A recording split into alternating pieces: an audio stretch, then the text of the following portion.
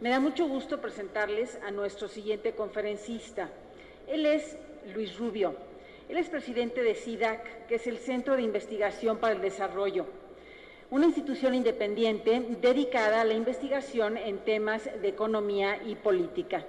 Escribe una columna semanal en el diario Reforma y es frecuente editorialista en The Washington Post, The Wall Street Journal y The Los Angeles Times. Fue miembro de la Comisión de Derechos Humanos del Distrito Federal y es miembro de la Comisión Trilateral. Tiene una especialización en Administración Financiera y un MBA y su maestría y doctorado en Ciencia Política. Luis nos acompaña hoy porque nos va a platicar de un tema que a todos nos interesa y que está totalmente de actualidad, de los escenarios para la negociación del TLC y sus implicaciones. El doctor Luis Rubio.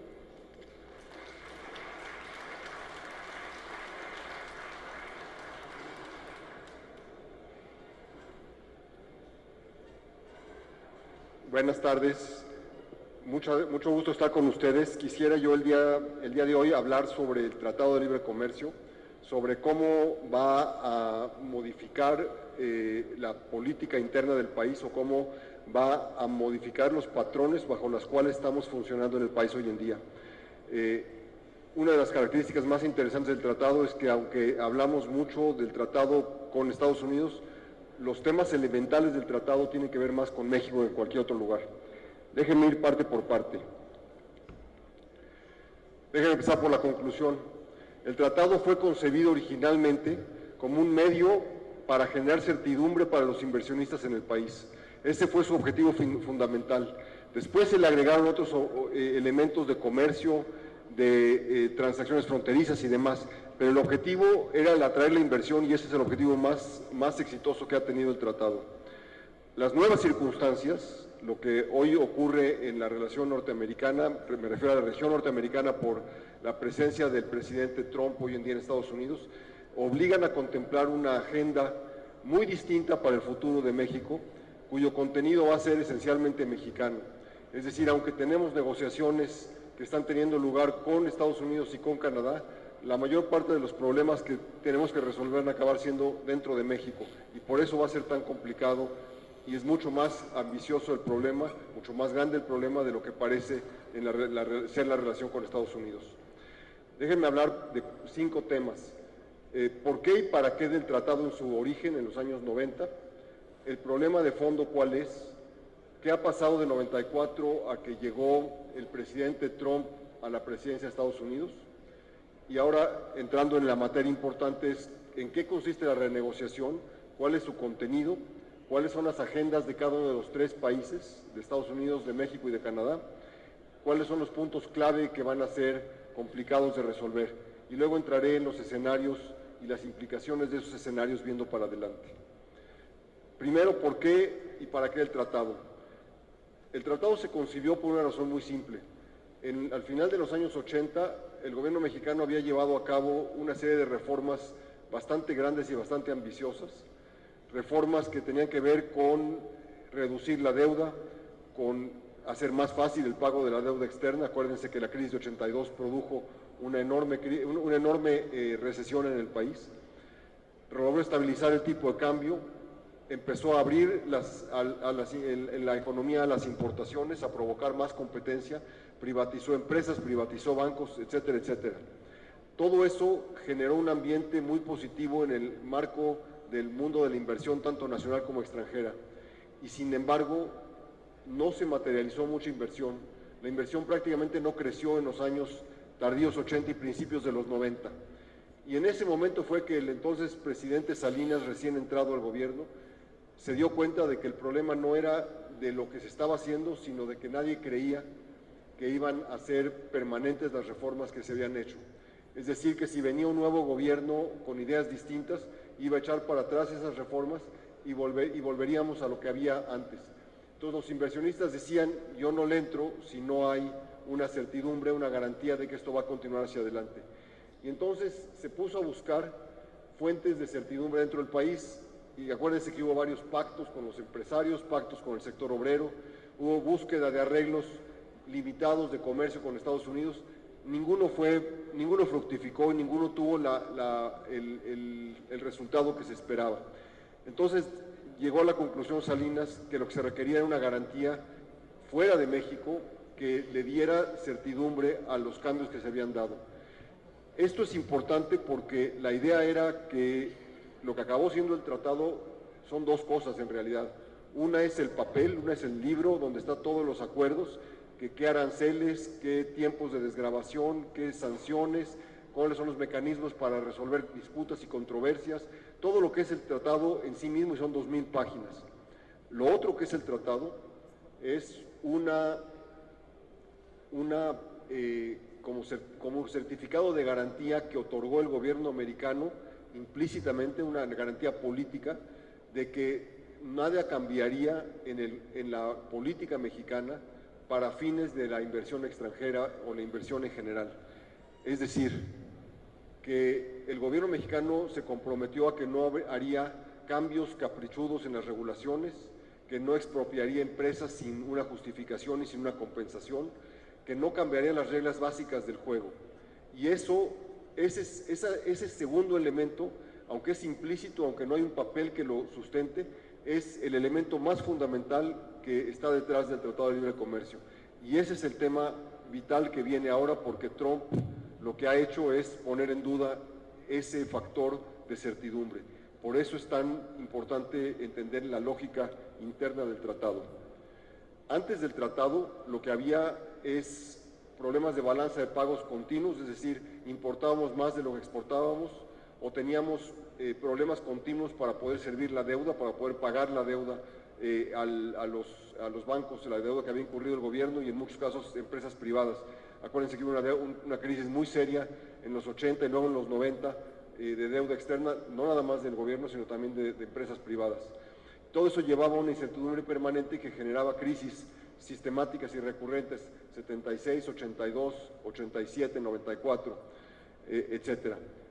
La incertidumbre era permanente y esa fue la razón de buscar el tratado. O sea, el tratado tuvo un objetivo fundamentalmente político y esa es su esencia.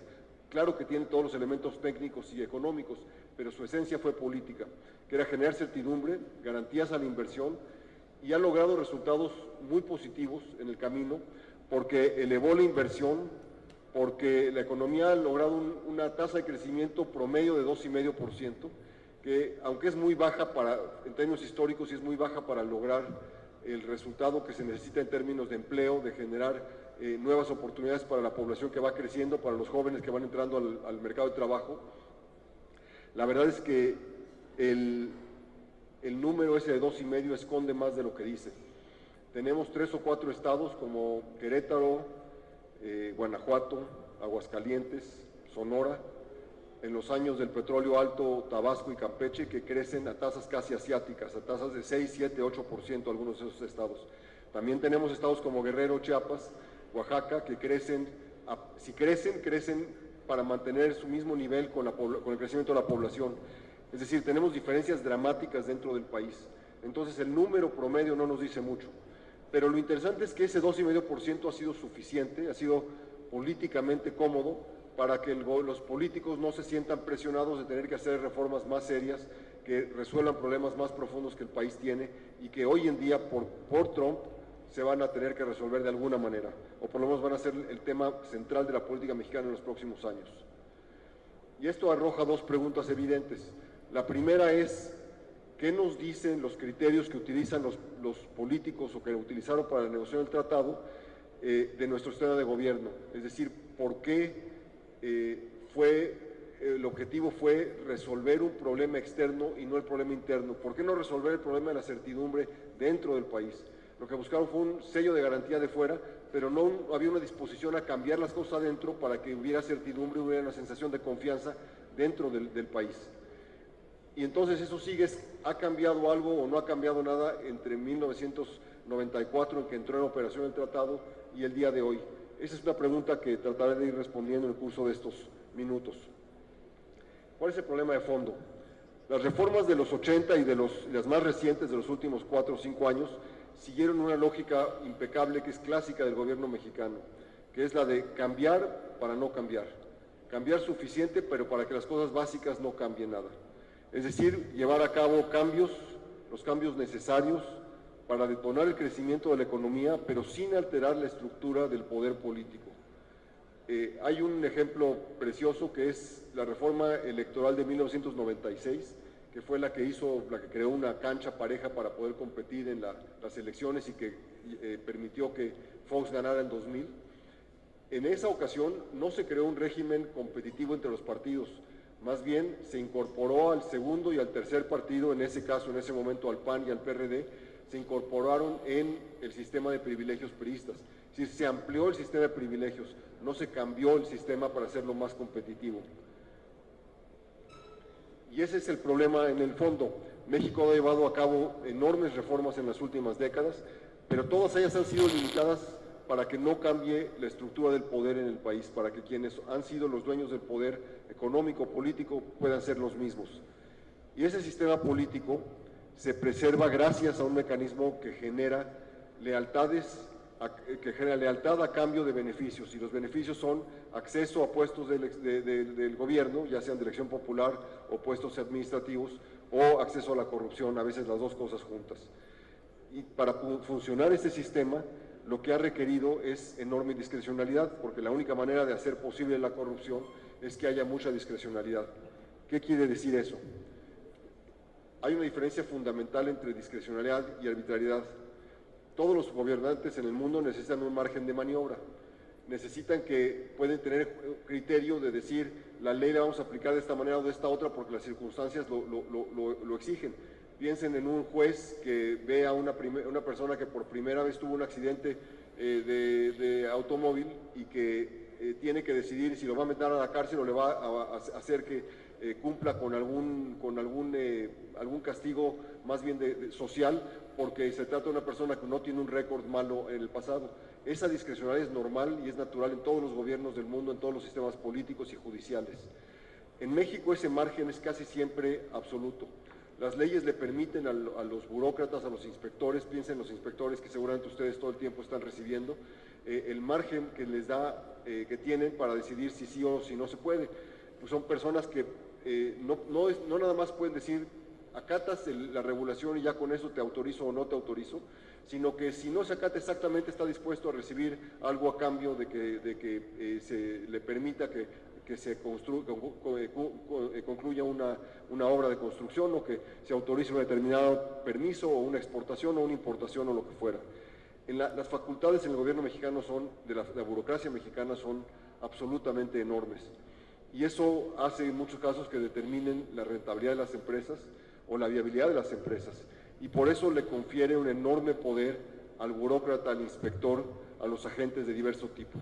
En ese sentido le confieren poderes arbitrarios porque implica que pueden llevar a determinar el éxito o el fracaso de todo un país. Y eso es lo que nos diferencia de gobiernos más serios. Los poderes discrecionales, como les decía yo antes, los tienen todos los gobiernos del mundo, no todos los tienen arbitrarios. Y la arbitrariedad, por definición, genera incertidumbre porque uno no sabe si le van a autorizar un programa, una obra de construcción, un plan de trabajo, lo que fuera. En el corazón del problema de México me parece que es la enorme falta de certidumbre, buena parte de la cual se deriva de la arbitrariedad, porque no tenemos normas que sean y reglas claras, que sean las que todos conocemos, las que todos sabemos que van a aplicar y que podemos predecir cuál va a ser el comportamiento de la autoridad. Entonces, si no tenemos autoridades que sean capaces de cumplir las reglas tal como están en el papel, sin abusos y sin excesos, entonces tenemos mecanismos que no nos permiten que funcione la economía de una manera normal. Por eso el tratado fue tan importante. El tratado está basado en un sistema legal distinto, el sistema anglosajón, no en el sistema legal romano, que es el que se deriva el mexicano, y eso hace que no tenga mecanismos de discrecionalidad. Las autoridades que norman el tratado prácticamente no tienen autoridad para cambiar las reglas del juego, y con eso pues prácticamente no hay disputas en ese tema. Hay disputas comerciales, eso también es normal, pero no hay disputas por la aplicación de las reglas. La pregunta es cómo o qué se requeriría para hacer el tratado que funcione no solo para los inversionistas, sino para todos los mexicanos. es decir, para que todas las actividades que tenemos todos los días, con todos los inspectores, con todos los burócratas, todas las autoridades, pueda funcionar algo parecido. Esa es una de las preguntas fundamentales que, repito, va a ser el tema del futuro de México. ¿Qué pasó entre que entró en operación el tratado y que que ganó las elecciones y entró al gobierno Trump hace unos meses? México dio por hecho el tratado. Una vez que se aprobó, nos dedicamos a lo nuestro. Además tuvimos una crisis tremenda en 95, si recuerdan, y esto hizo que a pesar de que sabíamos que se habían sembrado las semillas de un conflicto muy profundo en Estados Unidos con el tratado, la aprobación del tratado no fue fácil en Estados Unidos. Los sindicatos y muchos grupos diversos, vean las fotografías, habían estado ya manifestándose en contra del tratado, y todos esos grupos poco a poco fueron construyendo una capacidad y un enojo que ahora se transfirió y se convirtió en la base electoral de un presidente que ganó la presidencia. Entonces, a pesar de lo difícil que fue la aprobación, a pesar del desprestigio que caracterizaba el tratado en Estados Unidos, realmente no hicimos nada para neutralizar esa oposición, sin percatarnos de la importancia, de lo grave, de lo peligroso que era para México que hubiera una resaca tan grande como la que hoy tenemos. El Tratado de Transpacífico, el llamado TPP, fue de hecho un intento, una idea del gobierno americano para modernizar el Tratado de Libre Comercio de Norteamérica, pero por otro camino, es decir, buscando por otro lado, no recurriendo a renegociar el TLC, sino por un camino alterno para que pudiera modernizarse y actualizarse sin tener que tocar el tratado, que es políticamente una papa caliente, como dicen allá. Y lo que ocurrió es que todos los enemigos poderosos se juntaron y ahora están en el gobierno de Estados Unidos. Entonces, no hicimos esfuerzos para legitimar el tratado, ni se atacaron los flancos débiles que tenía, y todos, como les digo, eran conocidos desde que se aprobó el tratado. Trump ganó con 3 argumentos principales, 2 de los cuales nos pegan directamente a nosotros en la nariz. Una es la competencia injusta desde su perspectiva, medida esta porque hay un muy grande déficit comercial a favor de México. Hay 60 y tantos mil millones de dólares más de exportaciones que de importaciones entre México y Estados Unidos. Segundo, por la cantidad de migrantes de terceros países, sobre todo mexicanos. Casi el 70% de los migrantes en Estados Unidos son mexicanos. Y el rechazo al statu quo, el rechazo a lo que llamó a la corrupción de Washington. Los 2 primeros nos atañen directamente y son el tema principal. La renegociación tendrá que lidiar con la visibilidad del déficit comercial, y yo creo que hay soluciones viables, entre otras porque a partir de principios de este año estamos importando gas, y eso va a ser suficiente para cubrir casi la mitad del déficit que tenemos. Entonces, aunque no es el tema del pleito, el tema del pleito es manufactura, sin embargo, parte del problema se va a resolver casi solito. De todas maneras, va a haber una negociación que va a involucrar muchos de los elementos que causan ese déficit. El asunto migratorio no tiene solución fácil, y es con mucho el más candente porque es el que anima y es el que verdaderamente molesta a la población americana. Le molesta por 2 razones. Uno es porque ellos tienen una concepción muy clara, muy blanco y negro de lo que es legal y de lo que es ilegal, y por lo tanto, si una persona es ilegal, entró ilegal en Estados Unidos, es una persona que no debe estar allá adentro. Esa es simplemente su definición. La otra es porque en algunos lugares, sobre todo en lugares más rurales o ciudades más chicas, es muy visible el migrante, mucho más que en ciudades como Houston o Nueva York o Dallas o Los Ángeles. Una hipótesis que yo tengo, que se las voy a dejar ahí nada más, es que el programa que la candidata perdedora Hillary Clinton tenía involucraba un ataque directo a una estrategia muy agresiva contra la corrupción en México.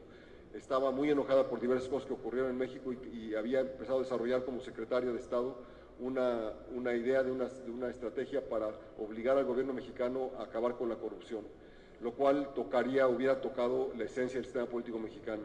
Yo me pregunto si el gobierno mexicano no, de hecho, con la invitación a Trump, votó por Trump, no porque fuera bueno, sino porque desde la perspectiva de los políticos mexicanos era menos malo que Hillary.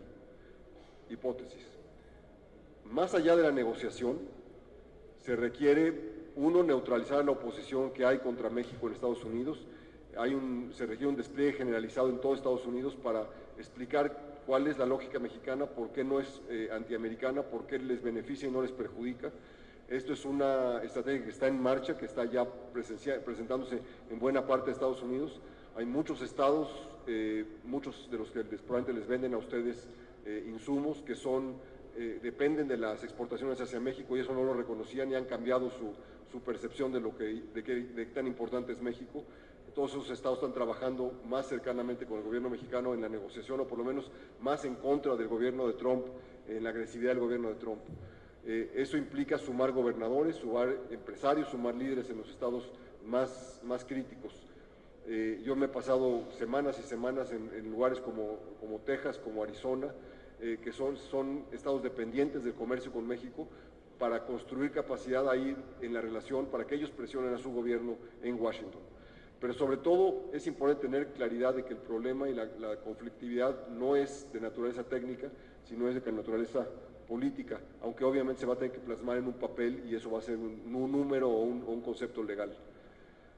¿Qué es la renegociación? La renegociación tiene objetivos generales y específicos. Los generales son actualizar sectores, actualizar mecanismos y procesos. El ejemplo que todo el mundo da, porque es el más obvio, es que, por ejemplo, hoy en día hay comercio electrónico, uno puede comprar un producto, un insumo, un libro, una ropa, por internet y puede tener que recibirlo. Esto no existía hace 20 años, por lo tanto no se negoció como parte del tratado. Hoy en día se requiere algo por el estilo para que funcione. Hay muchas más cosas como esas, hay reglas del juego nuevas, hay industrias nuevas, hay derechos de propiedad nuevos, hay propiedad intelectual que es muy importante para algunos, hay conflictos muy serios, sobre todo entre Canadá y Estados Unidos, en temas como madera, que son ancestrales y que no se han resuelto. Entonces hay cosas que es natural que se actualicen y que se resuelvan. Hay algunos específicos que son ya más de agenda política, que tienen que ver, como el que les mencionaba, del déficit comercial, y hay otro que a los americanos les molesta mucho y que es absolutamente fundamental para Canadá y para México, que es el de la solución de disputas. Hay un capítulo del tratado, que es el capítulo 19, que establece reglas del juego y básicamente establece que se crea un panel de jueces de los otros dos países cuando hay una demanda. Entonces, cuando hay una disputa entre México y Estados Unidos, el panel involucra a canadienses fundamentalmente. Cuando es entre México y Estados Unidos, en Estados Unidos y Canadá, hay jueces mexicanos. La idea es que haya participación neutral en esto. Estados Unidos lo que quiere es eliminar este capítulo y quiere que sea el sistema legal de cada país el que resuelva las disputas. En la práctica, como tanto Canadá y México quieren el acceso a Estados Unidos, lo que esto implicaría es que Estados Unidos fuera juez y parte e implementador de las decisiones en todas las disputas, y eso es simplemente intransitable para el gobierno mexicano, para los empresarios mexicanos, y ciertamente lo es para los canadienses. Entonces, ese son lo general. Vamos a lo específico. Hay agendas públicas y hay agendas privadas. La agenda pública es obvia, les voy a decir ahorita los puntos de cada país. La agenda privada es los intereses que hay detrás de todo esto. Es particularmente notoria la diferencia hoy en día entre Estados Unidos, dentro de Estados Unidos, donde el planteamiento ha sido muy agresivo por parte del gobierno americano, pero en los planteamientos que se hicieron ya en privado en la negociación la semana pasada, que se iniciaron las conversaciones, no hubo una agresividad tan grande. En el caso de México hay un tema obvio, pero que es público, pero que no lo pueden decir, y es que quieren que se concluya lo más rápido posible para que no sea parte de la disputa electoral del año que viene. Los temas que se presentan tienen que ver mucho con la cultura de cada país. Cada país presenta las cosas diferentes. Temas de si debe haber más apertura o menos apertura, si debe haber más participación popular en las decisiones o no, si debe participar el Congreso o debe ser por fuera del Congreso. En México se quiere centralizar la agenda, en Canadá se abrió completamente. Es la naturaleza del país, ahora les voy a enseñar cómo es. Estados Unidos, estos son los puntos fundamentales que planteó, que envió el gobierno americano a su Congreso para decir qué es lo que querían negociar. Quieren comercio justo y no solo libre. Nadie sabe qué quiere decir justo y ese es parte del problema. Quieren equilibrar la balanza comercial, quieren eliminar subsidios y trato discriminatorio, quieren apretar las reglas de origen para reducir el déficit con China. Parte de lo que quieren hacer es que, sobre todo en el sector manufacturero y sobre todo en el automotriz, hay muchos insumos que vienen de China que quieren que se tengan que producir en Estados Unidos, Canadá o México, de tal manera que sean de la región y por lo tanto bajen el déficit comercial. Quieren proteger la propiedad intelectual, sobre todo porque hay muchas empresas americanas que producen mucha propiedad intelectual, piensen en Apple, piensen en farmacéuticas, que tienen enorme valor para ellos y quieren evitar que haya en la industria del cine, en la industria de la música, quieren evitar que haya piratería en cualquiera de estos casos. Quieren, como les decía hace un momento, eliminar el capítulo 19 de resolución de disputas. Quieren incorporar los criterios de la OIT, de la Organización Internacional del Trabajo, al Tratado de Libre Comercio. Ahorita voy a ir a eso. Y quieren adicionar sanciones por corrupción. México lo que estableció fueron garantizar el libre acceso de bienes y servicios. Quieren integrar el mercado laboral, es decir, quiere que puedan los mexicanos entrar a Estados Unidos y a Canadá libremente y sin restricciones. Quiere fortalecer la seguridad energética. Detrás de los objetivos formales se busca concluir lo más pronto posible por el ciclo político del próximo año y quieren tratar de recuperar la garantía política inherente al tratado original, eso que Trump puso en entredicho. Canadá lo ha dicho muy específicamente, quiere preservar y mejorar el capítulo 19, es decir, de entrada su prioridad es fortalecer, no debilitar ese capítulo, y sobre la resolución de disputas. Quieren actualizar el tratado e incorporar en los nuevos sectores, quieren eliminar restricciones de lo que llama Trump Buy American, que es que el gobierno promueva que nada más se compren cosas hechas en Estados Unidos, es un tema que también es obviamente importante para México, y quieren eliminar subsidios a la agricultura en Estados Unidos. Ambos países, Estados Unidos y Canadá, tienen subsidios muy grandes que México prácticamente no tiene en ese tema, en el de agrícola. El criterio medular es no dañar el ambiente de negocios entre los socios, quieren eliminar las barreras remanentes, quieren modernizar y ampliar el acuerdo para incorporar nuevos sectores y tecnologías, y quieren definir criterios comunes para negociaciones con terceros. Los contrastes de los tres países son bastante claros. Todos quieren reducir trabas al comercio y todos quieren eliminar subsidios. Pero hay dos desacuerdos fundamentales. Uno es el capítulo 19 y el otro es las regulaciones respecto al trabajo que sobre todo atañen a México. En el caso de Canadá es muy transparente, muy directo, refleja muy su naturaleza política y cultural, establecen las reglas claras, sin disputas, son en blanco y negro y todo el mundo sabe exactamente cuáles son. En el caso de México se limitó a lo técnico porque quiere el gobierno mexicano evitar que haya factores políticos como podrían ser los laborales o podrían ser los de corrupción que afecten la agenda mexicana. Y Estados Unidos tiene una agenda fundamentalmente política que se deriva de la elección de Trump. Trump necesita poder decir, yo logré que se redujera el déficit, yo logré que hubiera un trato más justo para los americanos en esto. Entonces tiene que encontrar sus mecanismos para que salve cara en este sentido. Los puntos más contenciosos son la resolución de disputas, el déficit comercial y la regulación laboral. Todos tienen una solución técnica, pero su dinámica política es altamente incierta, porque en última instancia, si puede llegarse a un acuerdo hoy en la noche, y si Trump a las 4 de la mañana manda un tuit que niega o cambia los términos del acuerdo, todo se puede destruir en un instante, y esto es realmente serio. Hay una línea en la presentación del documento que mandó el gobierno americano al Congreso que constituye una amenaza que básicamente dice que si no se cumple lo que Estados Unidos quiere, entonces Estados Unidos se va del tratado. Y para nosotros eso sería en cierta forma catastrófico. Lo laboral para México puede descarrilarlo todo. Yo no sé si es bueno o es malo, pero en términos concretos, lo que quieren, la intención es que se suban los salarios en México, pero con un criterio desde el exterior, de tal manera que no sea un factor diferenciador, que no sea un factor que atraiga la inversión extranjera hacia México. Quieren eliminar los contratos de protección para que los trabajadores sean libres de poder contratar un sindicato o organizarse como mejor les convenga. Y quieren que sea limpia el derecho a la negociación colectiva. O sea, quieren cambiar la naturaleza del sistema político mexicano. Esto desde luego se puede hacer, pero implica un cambio en la naturaleza del sistema político mexicano, en la naturaleza de la coalición priista, en la naturaleza de los controles que han mantenido mantenido el sistema político tradicional en México, a pesar de los cambios políticos, a pesar de que ha habido administraciones panistas, a pesar de que hay cambios, que hay una competencia electoral real. Es decir, detrás de esto hay un problema mucho más complejo, que es el cambio del sistema político mexicano, y es lo que me lleva a pensar en la hipótesis que les planteé antes, que lo que el gobierno quería evitar es que hubiera un cambio, una presión para cambiar desde Washington. Entonces, ¿cuáles son los escenarios y cuáles son sus implicaciones? Los actores en esta negociación no tienen nada que ver con los de los 90, es decir, en los 90 los tres países querían que se llegara a un acuerdo, querían que se concluyera un tratado. Los tres, claro, querían defender sus intereses, pero al mismo tiempo querían que hubiera una unidad de los tres países porque a todo el mundo le convenía. Hoy en día tenemos una relación mucho más contenciosa, mucho más de disputa, sobre todo entre Estados Unidos y Canadá y México. Es Estados Unidos el factor más complejo en esta negociación, cosa que era exactamente lo opuesto.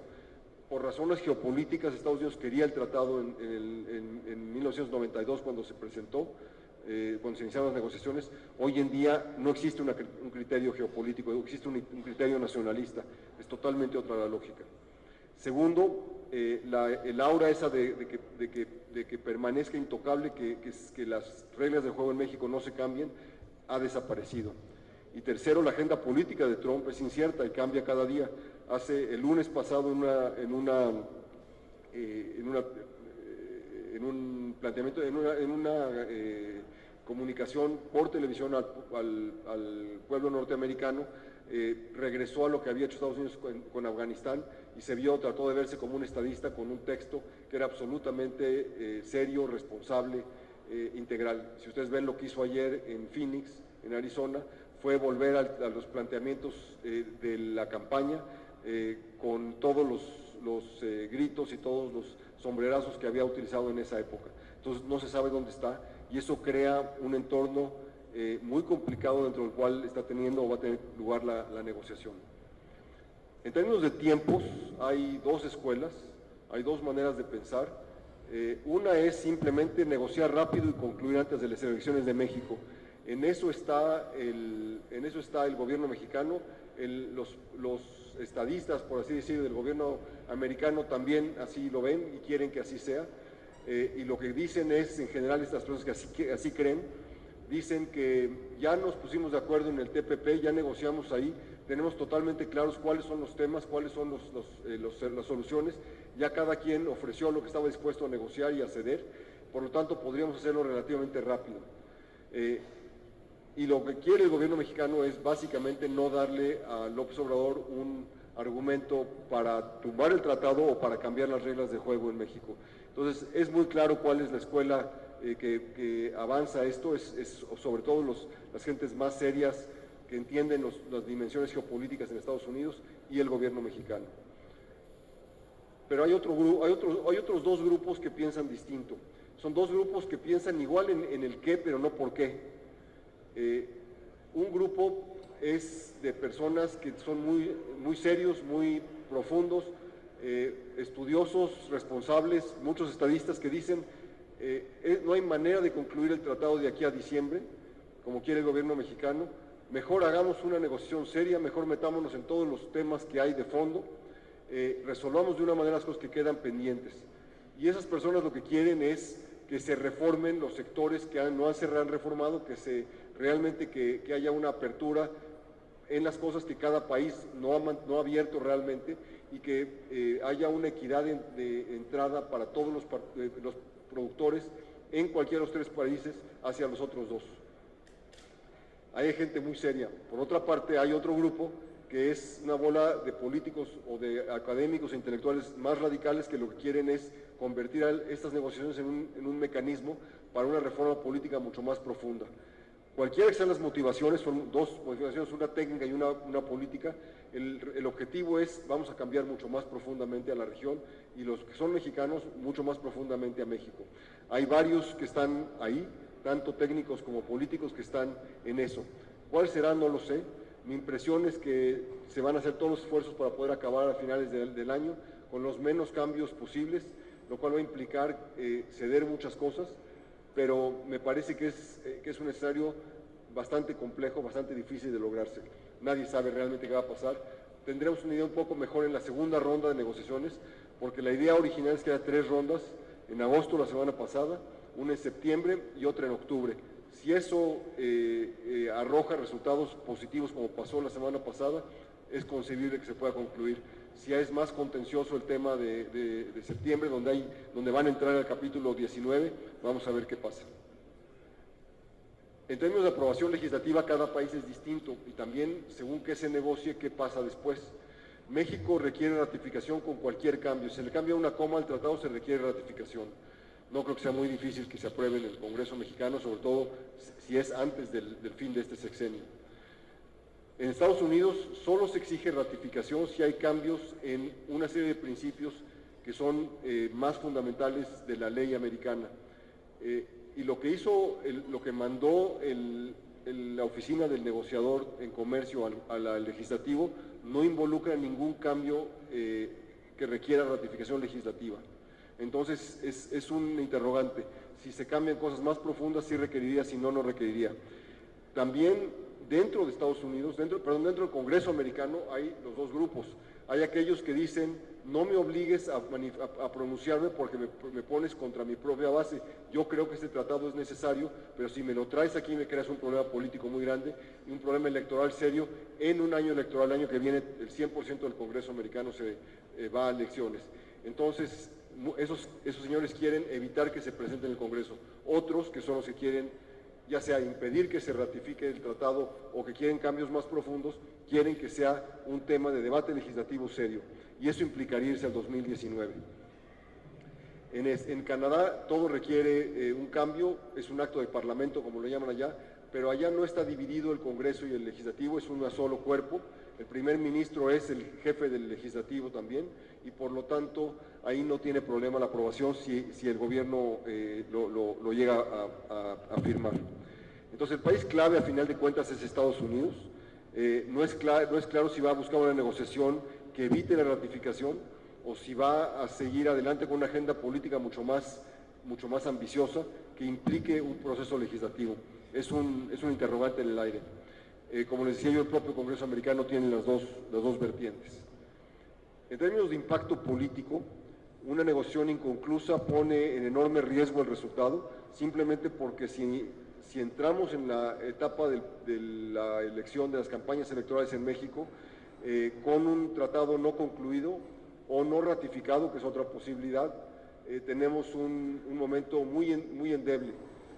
Me parece que el objetivo básico de Estados Unidos y de México, por lo menos de los técnicos americanos y de México, es que no se requiera ratificación en Estados Unidos y que se pueda ratificar en México antes de que concluya el primer periodo legislativo del año que viene, que es el último de la legislatura actual. Ya el siguiente, ya en septiembre, ya es con una nueva legislatura después de las elecciones de julio próximo.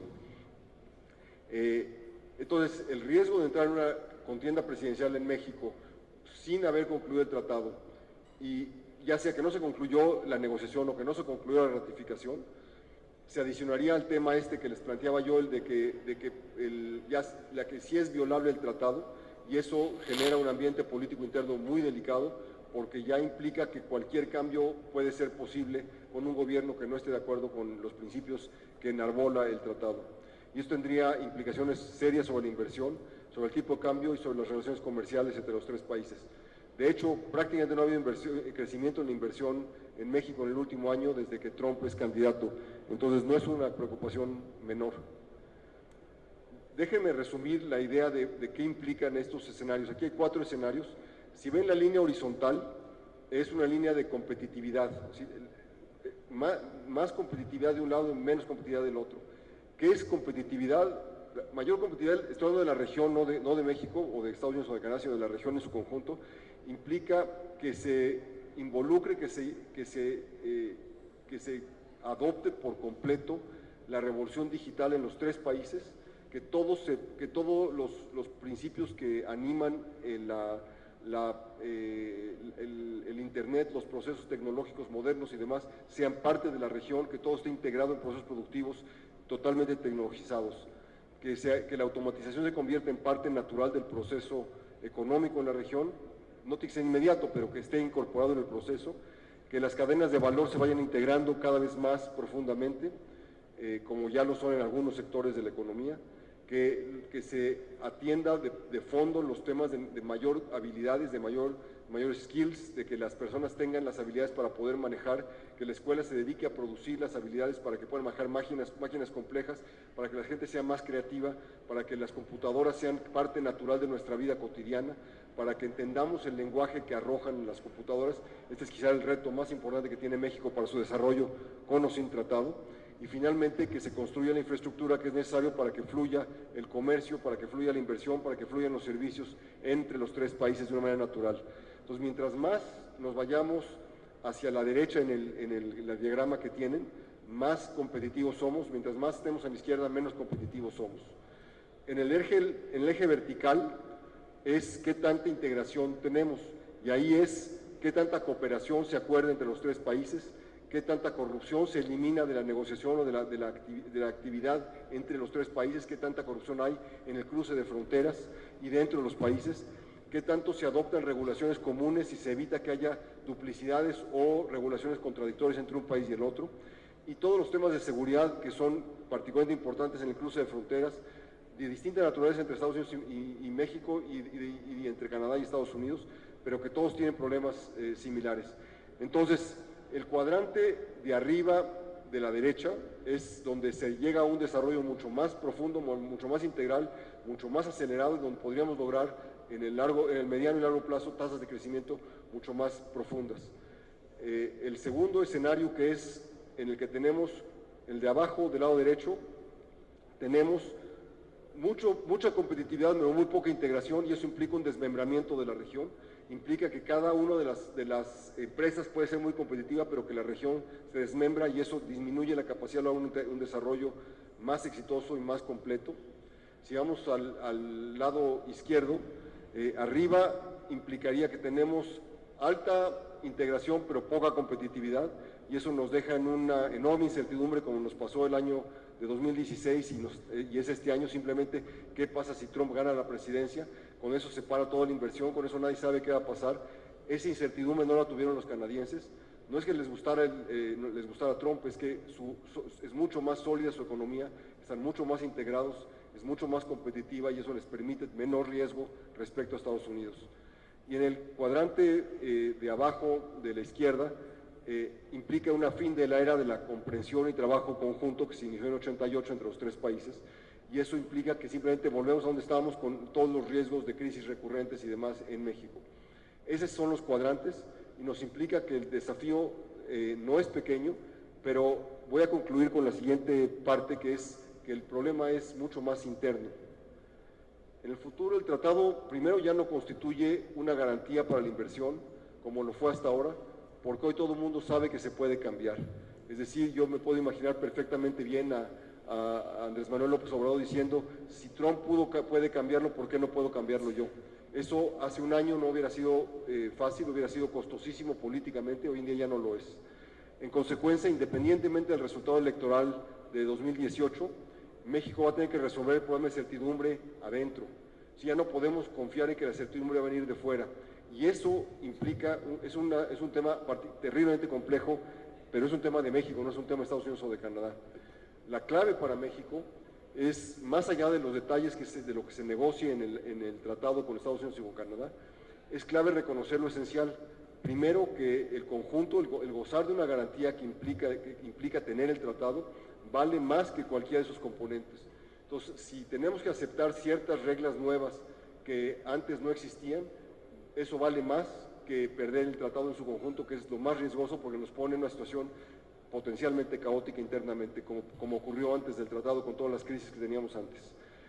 Por eso la oportunidad es convertir ahora sí al nuevo tratado en una palanca para el desarrollo, y no nada más para algunas partes, para las partes del país que ya le entendieron, sino para todo el país en su conjunto, que involucre a Chiapas, que involucre a Guerrero, que sume a Campeche, que sume a Oaxaca, etcétera, etcétera. y esto implica no provocar a Trump y no armar ruido públicamente, y a mí me parece que en eso el gobierno del presidente Peña ha sido muy responsable en no estar criticando y gritándole a Trump todo el tiempo, como muchos le pedían, le demandaban, sobre todo en la campaña, porque el riesgo es provocar una crisis mucho mayor. No hay que olvidar que todos los países tienen política, o sea, no nada más en México hay política, no nada más aquí tenemos elecciones, también las hay en Estados Unidos, también las hay en Canadá, y todos los políticos quieren salvar su pellejo a final de cuentas.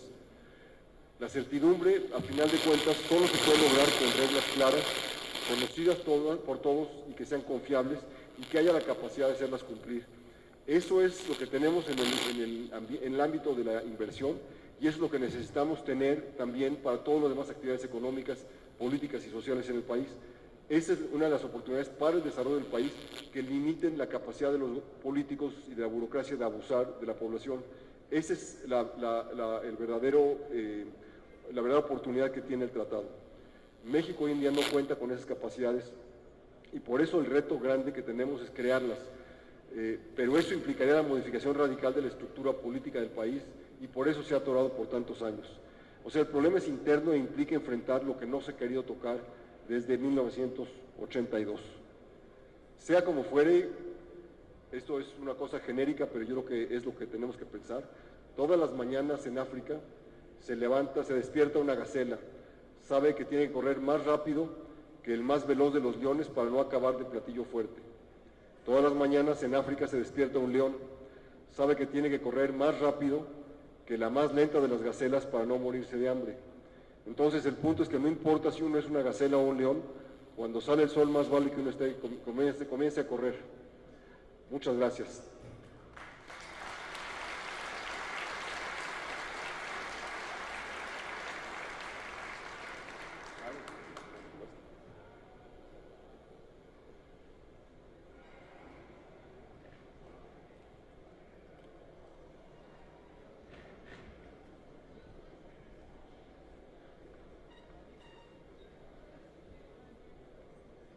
Buenas tardes. Muchas gracias por la plática, muy interesante, doctor. Quisiera hacer un par de comentarios, a ver si pudiera elaborar un poco con respecto a algunos puntos que mencionaba en la plática. El primero es acerca de lo que tienen claro los vecinos, los gringos, en cuanto a lo que es la ilegalidad, ¿no? En el caso de la migración. Pero ¿qué opinión tiene acerca de la doble moral que tienen en cuanto a que sí, o sea, lo ilegal es ilegal, pero qué tal pagar los salarios por debajo de lo que deberían de recibir los trabajadores precisamente por ser ilegales y ahí sí no les molesta, ¿no? El otro punto que mencionó es acerca del comercio electrónico, en cuanto a que en la agenda del Grupo de México, que a mí me suena hipotético, el que digan que lo que se pretende es que haya en realidad un beneficio para el lado mexicano en cuanto a la libertad en la adquisición de bienes o servicios, pero en ese caso, ¿a quién le convendría? Porque justamente hablando de comercio electrónico, nosotros hoy en día me parece que tenemos alrededor de una franquicia de $50 para comprar algo que puedan irte de allá y que tú recibas sin tener que pasar por un proceso aduanal, ¿no? Y en ese caso los gringos lo que quieren es aumentar esa franquicia a $800, ¿no? En donde obviamente pues, a nosotros como consumidores nos va a favorecer y va a ser algo buenísimo, pero ¿qué pasa con los ofertadores de esos bienes y servicios mexicanos, ¿no? Ahí a ellos los dejan en completa desventaja, pero a los consumidores sí nos favorece. Y el último es un comentario en relación a la parte de la aprobación legislativa. Lo único que sí es cierto es que bueno, Trump está utilizando completamente políticamente, absolutamente todo, ¿no? Porque cada vez que empeora en las encuestas, para sus ciudadanos, lo que hace, y ya lo demostró desde la campaña, es tundir a los mexicanos, ¿no? Y eso pues le ha funcionado porque les dice lo que quieren escuchar. Pero si él, como lo ha dicho, decide que sacar a Estados Unidos del tratado, es en la única que sí tiene que pasar por el legislativo, no lo puede decidir de forma unilateral. Déjenme empezar por la última. Muchas gracias. Todas excelentes preguntas. La última, hay una disputa dentro de la comunidad de abogados en Estados Unidos de si requiere o no requiere aprobación del Congreso, porque lo que se aprobó en el Congreso es porque el tratado le da libertad a los gobiernos, no a los países, para cancelar el tratado. Entonces, ese es un tema interrogante que está en disputa entre abogados allá, es decir, requiere o no requiere confirmación legislativa.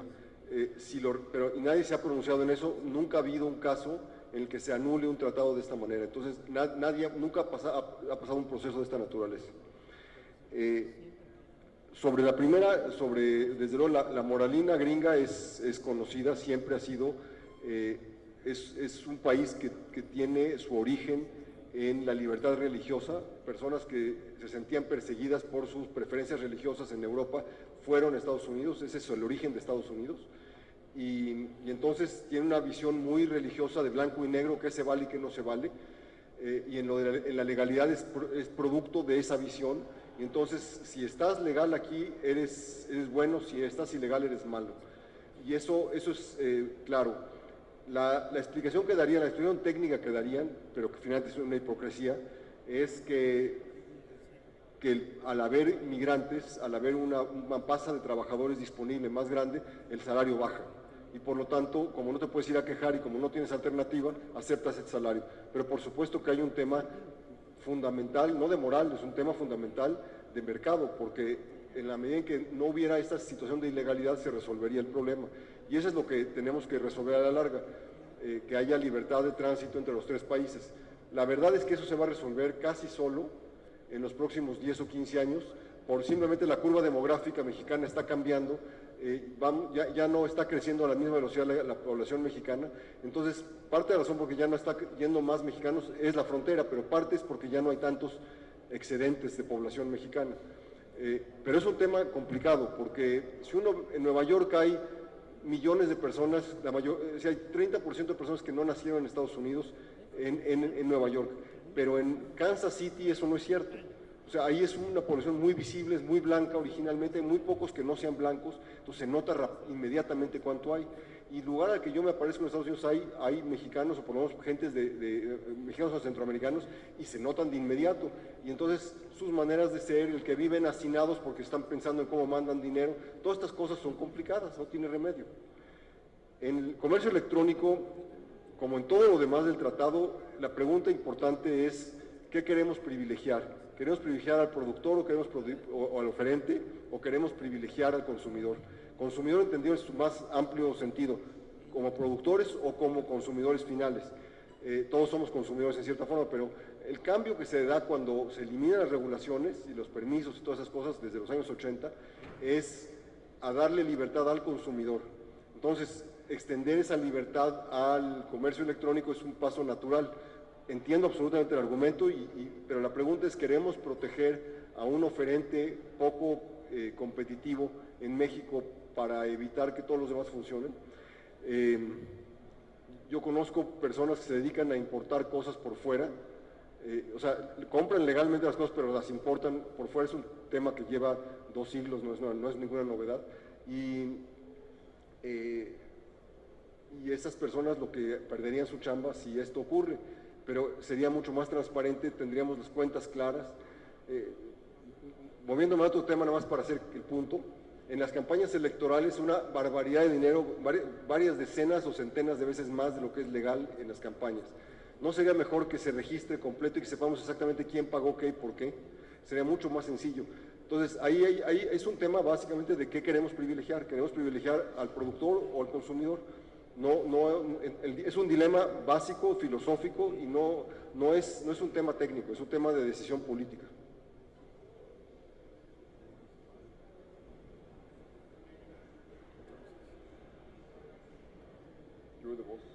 Bien, buenas tardes.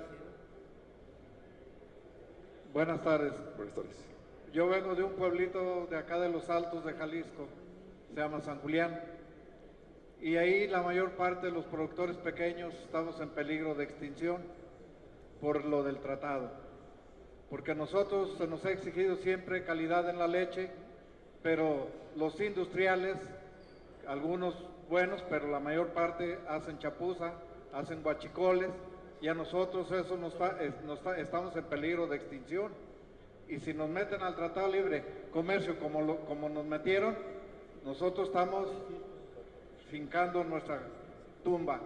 Yo creo que se debe de ver y proteger, como decía el señor de Nueva Zelanda, piso parejo, debe de verlo, porque nosotros no podemos aguantar ya más esto.